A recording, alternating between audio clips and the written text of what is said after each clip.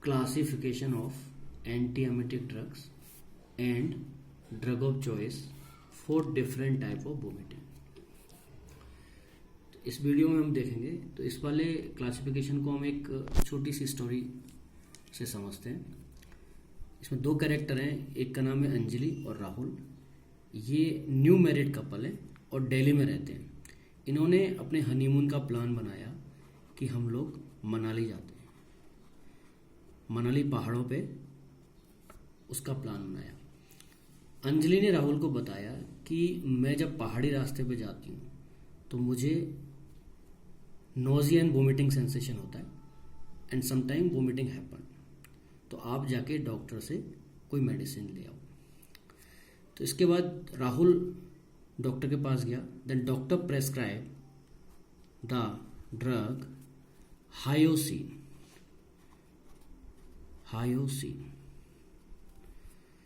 और डॉक्टर ने कहा कि ये जो आपकी वाइफ को तकलीफ हो रही है इसको बोलते हैं मोशन सिकनेस।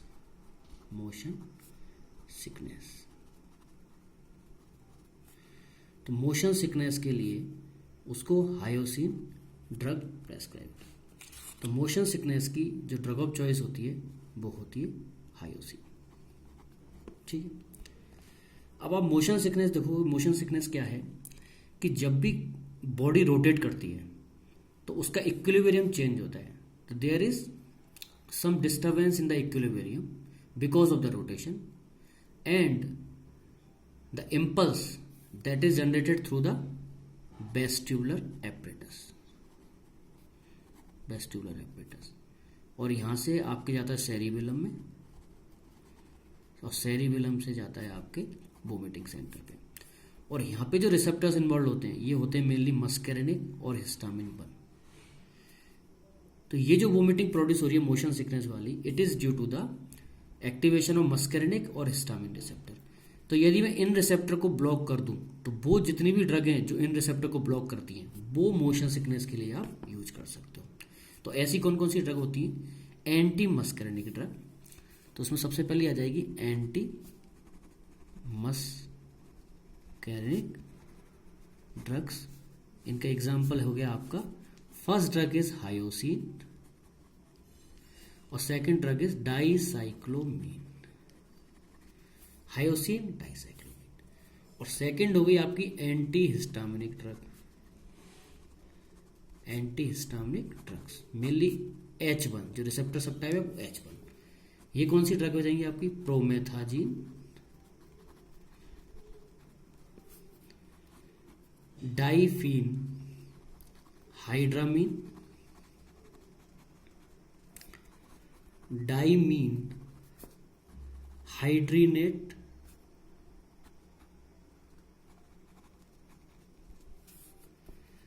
साइक्लिजीन,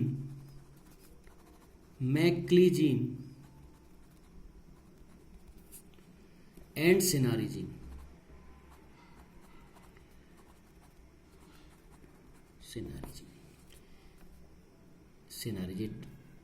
ये सब होती है एंटी हिस्टामिनिक ड्रग। और एक इंपॉर्टेंट ड्रग और है डॉक्साइलामीन।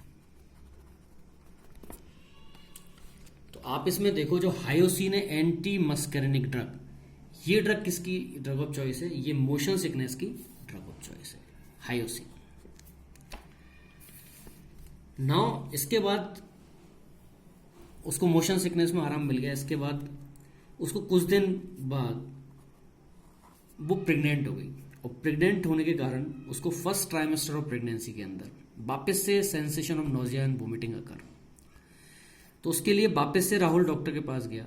तो उसने उसको बोला कि अब आपको जो प्रॉब्लम हो रही है वाइफ को वो होती है मॉर्निंग सिकनेस। जो नोजिया वोमिटिंग सेंसेशन होता है, वोमिटिंग होती है during first trimester of pregnancy, उसको बोलते हैं morning sickness. Vomiting during pregnancy. तो इसकी ड्रग ऑफ चॉइस होती है डॉक्साइलामीन। और डॉक्साइलामीन क्या है ये आप देखो, एंटी हिस्टामिनिक ड्रग। और डॉक्साइलामीन हम जब भी देते हैं हमेशा किसके साथ देते हैं? पायरिडॉक्सिन। ये क्या होती है? Vitamin B6। तो एक कॉम्बिनेशन आता है, ये आपकी ड्रग ऑफ चॉइस होती है मॉर्निंग सिकनेस की। इसके बाद सपोज करो कई बार क्या होता है कि इसकी अब उस समय तो उसको आराम मिल गया, पर प्रोग्रेसिवली उसके वोमिटिंग बढ़ती गई और वो कन्वर्ट हो गई हाइपर एमेसिस ग्रेविडेरम। ये सीवियर वोमिटिंग प्रेगनेंसी के अंदर होती है, जिसके अंदर डिहाइड्रेशन भी हो जाता है। तो इसमें क्या है कि थोड़ी हाईली एफिकेशियस ड्रग्स वर्क करती हैं। तो उसके लिए हम जो ड्रग देते हैं वो देते हैं promethazine. Promethazine is a drug of choice for hyperemesis gravidarum. ये ड्रग एंटी हिस्टामिनिक होती है। Promethazine also anti histaminic drug. तो अभी तक हमने 3 पढ़ी। मोशन सिकनेस की drug of choice hyoscine, morning sickness की drug of choice doxylamine pyridoxine, और हाइपर एमेसिस ग्रेविडेरम जो सीवियर वोमिटिंग होती है उसकी ड्रग ऑफ चॉइस प्रोमेथाजीन। इसके बाद सब कुछ ठीक रहा। इसके बाद क्या हुआ, एक बार ये लोग कहीं रेस्टोरेंट में खाना खाने गए, और रेस्टोरेंट में खाना खाने के बाद ये मॉर्निंग में दोनों को सीवियर गैस्ट्रोएंटाइटिस हो गया। सीवियर गैस्ट्रोएंटाइटिस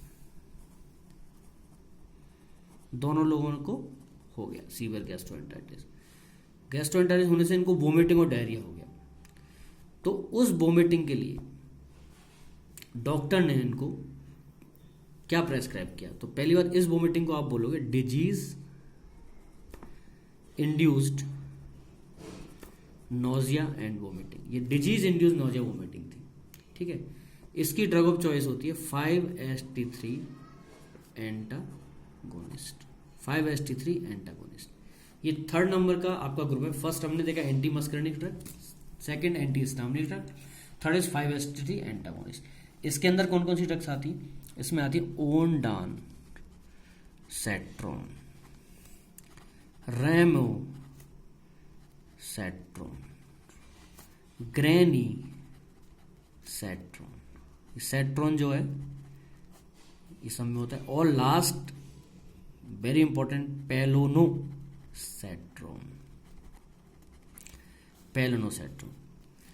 अब ये 5-HT3 एंटागोनिस्ट, ये सबसे इंपॉर्टेंट जो आप देखोगे क्लास यही है 5-HT3 antagonist.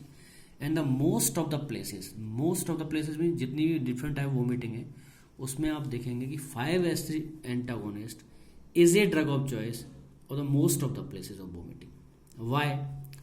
Because of it is most efficacious, सबसे ज्यादा एफिकेशियस यही है। Second, less side effect. Most efficacious, less side effect. Side effect बहुत कम होते हैं और एफिकेसी बहुत अच्छी होती है, तो इसलिए ज्यादातर जगह ड्रग ऑफ चॉइस होती है, ठीक है। अभी हम आगे देखेंगे, जैसे कि आप सबसे पहले डिजीज इंड्यूस नोजिया वोमिटिंग की ड्रग ऑफ चॉइस 5-300। और कौन कौन सी डिजीज होती है जिनसे नोजिया वोमिटिंग होती है? तो आप देखो माइग्रेन भी होती है, और कोई लिवर डिजीज हो जाए लाइक जॉन्डिस, सिरोसिस फीवर, और यूरीमिया। तो इन सब में जो डिजीज इंड्यूस्ड नोजिया वोमिटिंग होती है जनरली हम लोग 5-HT3 एंटागोनिस्ट ओनडान सेट्रोन दे सकते हैं उसको। इसके बाद क्या होता है, कुछ दिनों बाद सब कुछ ठीक चल रहा होता है, कुछ दिनों बाद अंजलि को कैंसर हो जाता है, कैंसर डेवलप हो जाता है। बिकॉज ऑफ द कैंसर जब वो डॉक्टर को दिखाते हैं तो डॉक्टर उनको कीमोथेरेपी प्रेस्क्राइब करता है, कीमोथेरेपी प्रेस्क्राइब करता है। और कीमोथेरेपी एंटी कैंसर ड्रग्स होती है, एंटी कैंसर ड्रग्स। तो कीमोथेरेपी से भी वोमिटिंग होती है, उसको बोलते हैं chemotherapy induce nausea vomiting. Chemotherapy induce nausea vomiting होती है, ठीक है। इसके 2 फेज होते हैं। एक फेज होता है अर्ली फेज मीन्स जो 24 आवर, जिस दिन कीमोथेरेपी दी, कीमोथेरेपी के कई साइकिल्स में देते हैं, तो फर्स्ट साइकिल जैसे दी उसको, तो उसके अर्ली फेज 24 आवर के अंदर जो वोमिटिंग होती है, और एक कुछ दिनों बाद होती है, उसको बोलते हैं डिलेड फेज। तो 2 फेज होते हैं इसके, first is early phase, second is delayed phase. Delayed phase 2 to 5 days, ये वोमिटिंग रहती है 2 to 5 days के लिए। तो दोनों की ड्रग ऑफ चॉइस अलग अलग होती है। अर्ली फेज में उसकी ड्रग ऑफ चॉइस होती है 5-HT3 antagonist like ondansetron. Early phase की ड्रग ऑफ चॉइस क्या होती है? 5-HT3 antagonist ओंडानसेट्रोन।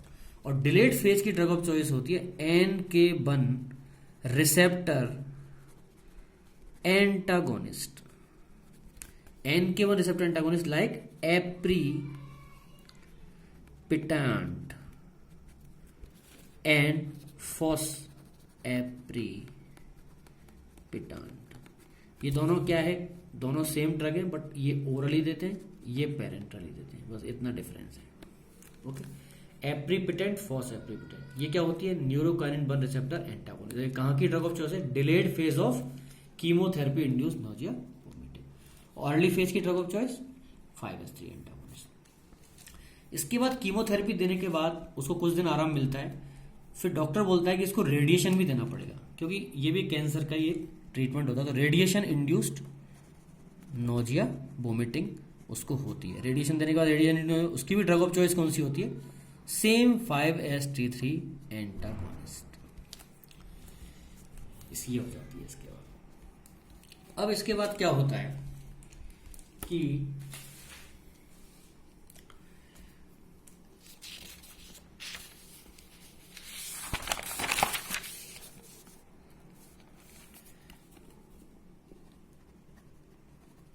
अंजलि को थोड़ा सा एब्डोमिनल पेन रहता है, तो उसके सर्जरी की रिक्वायरमेंट होती है। तो सर्जरी के बाद उसको अगेन नोजिया वोमिटिंग होती है, जिसको बोलते हैं post operative nausea and vomiting. कोई भी सर्जरी करते हैं उसके बाद नोजिया वोमिटिंग सेंसेशन होता है, उस नोजिया वोमिटिंग सेंसेशन को बोलते हैं पोस्ट ऑपरेटिव नोजिया वोमिटिंग। और इसकी ड्रग भी कौन सी होती है, drug of choice 5S3 antagonist, same 5S3 antagonist. इसके बाद क्या होता है कि सब कुछ ठीक चल रहा होता है, उसके कुछ दिनों बाद क्या होता है कि राहुल को पार्किंसंस डिजीज हो जाती है।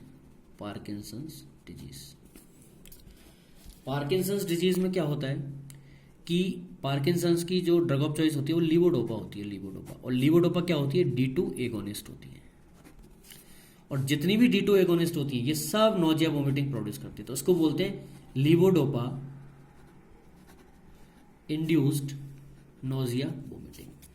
तो ड्रग इंड्यूस नोजिया वोमिटिंग है, उसमें लीवोडोपा इंड्यूस नोजिया वोमिटिंग। तो special levodopa induce nausea vomiting होती है, इसकी ड्रग ऑफ चॉइस हमेशा याद रखो, डोम पेरिडोम होती है, डोम पेरिडोम इसकी ड्रग ऑफ चॉइस होती है। अब क्वेश्चन ये आता है कि लीवोडोपा इंड्यूस नोजिया वोमिटिंग की ड्रग ऑफ चॉइस डोम पेरिडोम क्यों होती है। तो इसका सिंपल सा आंसर ये है कि डोम पेरिडोम क्या है, ब्लड ब्रेन बैरियर क्रॉस नहीं करती है, it does not able to cross the blood brain barrier. तो ये कहाँ पे ऐड करती है, ये CTZ पे ऐड करती है और D2 को ब्लॉक करती है, ये इसका फंक्शन होता है। तो ऐसी ड्रग हमें क्यों चाहिए, बिकॉज ऑफ लीवोडोपा का खुद का थेराप्यूटिक इफेक्ट भी होता है जो CNS के अंदर होता है। तो ऐसी ड्रग ही हमें चाहिए जो ब्लड ब्रेन बैरियर क्रॉस नहीं करे, जिससे कि लीवोडोपा का थेराप्यूटिक इफेक्ट तो मेंटेन रहे और नोजिया वोमिटिंग से रिलीफ मिल जाए। तो because of this reason domperidone is a drug of choice for levodopa induce nausea vomiting.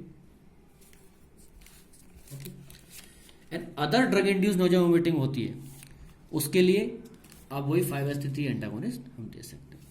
तो एंटी वोमिटिंग ड्रग में हमने सबसे पहले जो ड्रग्स देखी थी एक बार रिवाइज कर लेते हैं और जो रिमेनिंग ड्रग्स हैं उनको पढ़ लेते हैं। First is anti muscarinic drug hyoscine dicyclomine. Hyoscine है drug of choice of motion sickness. Anti histaminic drug में promethazine, diphenhydramine, dimenhydrinate, cyclizine, meclizine, cinnarizine और डॉक्साइलामिन। और डॉक्साइलामिन ड्रग ऑफ चॉइस है आपकी मॉर्निंग सिकनेस की। Morning sickness में यदि severe vomiting हो जाती है, यदि प्रेगनेंसी के अंदर हाइपरेमेसिस ग्रेविडेरम बोलते हैं उस कंडीशन को, उसकी drug of choice generally promethazine होती है। इसके बाद सीवियर गैस्ट्रोएंटेराइटिस जो डिजीज इंड्यूस नोजिया वोमिटिंग होती है, उसकी drug of choice 5S3 antagonist. Cancer induce nausea vomiting की अर्ली फेज के लिए drug of choice 5S3 antagonist और डिलेड फेज के लिए neurokinin 1 receptor antagonist aprepitant and fosaprepitant. And post operative nausea vomiting की drug of choice 5S3 antagonist. Parkinson's disease में levodopa induce nausea vomiting की drug of choice domperidone. अब हमने ये groups पढ़े, कुछ एडिशनल ड्रग्स और हैं जिनको बोलते हैं D2 ब्लॉकर। D2 ब्लॉकर्स को बोलते हैं न्यूरोलेप्टिक्स।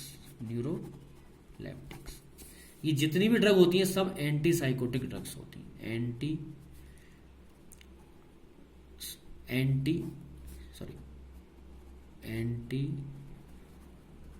साइकोटिक ड्रग्स, ये सब साइकोसिस में काम आती है। ये एंटी साइकोटिक ड्रग्स होती हैं। ये all anti psychotic drugs can be use as an anti emetic except थायोराइडाजीन।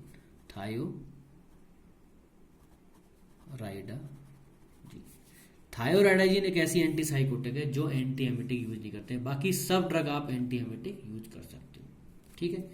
और एक ड्रग होती है प्रोक्लोरपेराजीन एंटी साइकोटिक ड्रग है, पर ये केवल एक ऐसी ड्रग है जो एंटी साइकोटिक यूज होती है, केवल एंटी एमिटिक यूज होती है, केवल एंटी एमिटिक, ठीक है। बात समझ आ गया आपको। तो कौन कौन सी ड्रग्स होती हैं लाइक एंटी साइकोटिक में आपको पता होगा, फिनोथियाजीन्स होती हैं, फिनोथियाजीन्स में लाइक क्लोरप्रोमाजीन,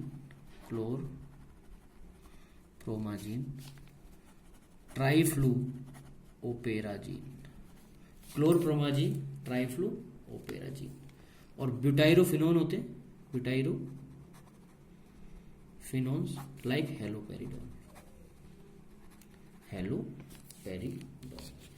और इसी आप देखोगे फिनोथियाजिन में आप देखोगे ये प्रोमेथाजिन जो हमने देखी थी एंटी हिस्टामिनिक है, it is a chemically it is a phenothiazine. तो प्रोमेथाजिन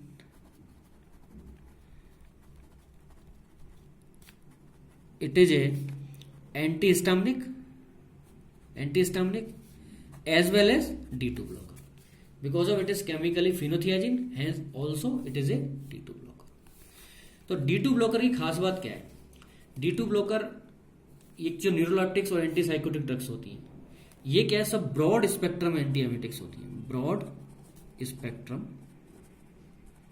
एंटी एमिटिक, मतलब कि सब तरह के वोमिटिंग में आप यूज कर सकते हो एक्सेप्ट मोशन सिकनेस।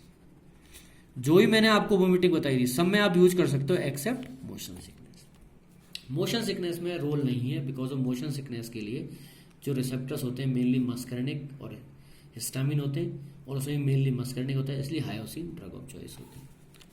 अब D2 ब्लॉकर में आपको ड्रग्स बताइए एंटी साइकोटिक ड्रग्स हैं। D2 ब्लॉकर में कुछ ड्रग प्रोकाइनेटिक ड्रग्स और होती हैं, प्रोकाइनेटिक ड्रग में आपको दो ड्रग बताऊंगा मैं,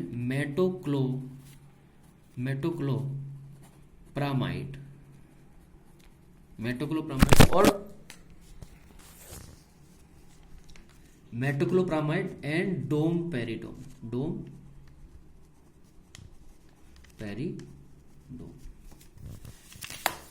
अभी जो मेटोक्लोप्रामाइड होती है ये 5-HT3 एंटागोनिस्ट भी होती है, 5-HT4 एगोनिस्ट भी होती है, और D2 एंटागोनिस्ट होती है।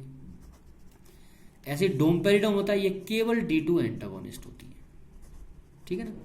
तो जो एंटी एमिटिक प्रोकाइनेटिक ड्रग्स की जो एंटी एमिटिक एक्टिविटी होती है ये होती है हमेशा D2 एंटागोनिस्ट से, दोनों के अंदर D2 एंटागोनिस्ट से, ठीक है। तो आप ये बताओ, ये metoclopramide can cross the blood brain barrier, whereas domperidone is not able to cross the blood-brain barrier, as I mentioned earlier, levodopa-induced nausea vomiting में। तो मेटोक्लोप्रामाइड का जो D2 एंटागोनिस्ट वाला एक्शन आता है, ये किससे आता है? Centrally as well as peripherally, means ये CTZ पे भी करता है वर्क और NTS पे भी, कीमो ट्रिगर जोन पे भी करता है, न्यूक्लियस ट्रैक्टस सॉलिटरीज पे करता है। whereas डोमपेरिडोम का D2 एक्शन होता है वो केवल किस पे होता है? CTZ पे, क्योंकि CTZ is present outside the, ठीक है ना। तो ये वाली ड्रग भी एंटी एमिटिक ड्रग्स यूज करते हैं। मेटोक्लोप्रामाइड की एफिकेसी बहुत ज्यादा होती है और it is equivalent to 5-HT3 antagonist. इसके बाद जो एक ड्रग होती है एडजुवेंट ड्रग्स, आप देखो एडजुवेंट कौन कौन सी ड्रग्स होती हैं, उसमें पहले आती है आपकी कॉर्टिकोस्टेरॉइड, जिसमें बोलते हैं डेक्सामेथासोन की एक्टिविटी इसलिए होती है because of it has anti inflammatory activity.